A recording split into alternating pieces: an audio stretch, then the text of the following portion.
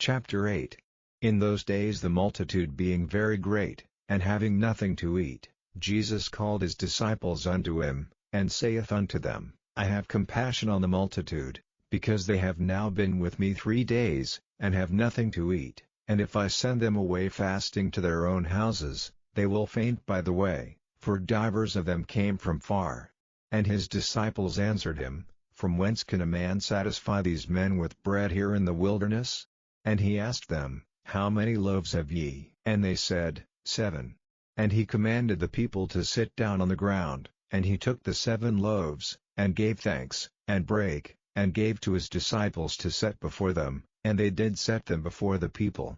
And they had a few small fishes, and he blessed, and commanded to set them also before them. So they did eat, and were filled, and they took up of the broken meat that was left 7 baskets. And they that had eaten were about 4,000, and he sent them away. And straightway he entered into a ship with his disciples, and came into the parts of Dalmanutha. And the Pharisees came forth, and began to question with him, seeking of him a sign from heaven, tempting him. And he sighed deeply in his spirit, and saith, Why doth this generation seek after a sign? Verily I say unto you, there shall no sign be given unto this generation. And he left them, and entering into the ship again departed to the other side. Now the disciples had forgotten to take bread, neither had they in the ship with them more than 1 loaf. And he charged them, saying, Take heed, beware of the leaven of the Pharisees, and of the leaven of Herod. And they reason among themselves, saying, It is because we have no bread. And when Jesus knew it, he saith unto them, Why reason ye, because ye have no bread? Perceive ye not yet, neither understand? Have ye your heart yet hardened? Having eyes, see ye not? And having ears, hear ye not? And do ye not remember? When I brake the 5 loaves among 5,000, how many baskets full of fragments took ye up? They say unto him, 12. And when the 7 among 4,000, how many baskets full of fragments took ye up?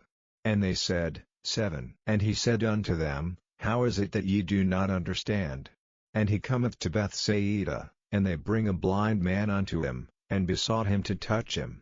And he took the blind man by the hand, and led him out of the town, and when he had spit on his eyes, and put his hands upon him, he asked him if he saw it. And he looked up, and said, I see men as trees, walking. After that he put his hands again upon his eyes, and made him look up, and he was restored, and saw every man clearly. And he sent him away to his house, saying, Neither go into the town, nor tell it to any in the town. And Jesus went out, and his disciples, into the towns of Caesarea Philippi, and by the way he asked his disciples, saying unto them, Whom do men say that I am? And they answered, John the Baptist, but some say, Elias, and others, one of the prophets.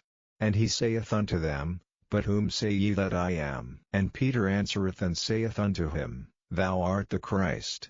And he charged them that they should tell no man of him. And he began to teach them, that the Son of Man must suffer many things, and be rejected of the elders, and of the chief priests, and scribes, and be killed, and after 3 days rise again.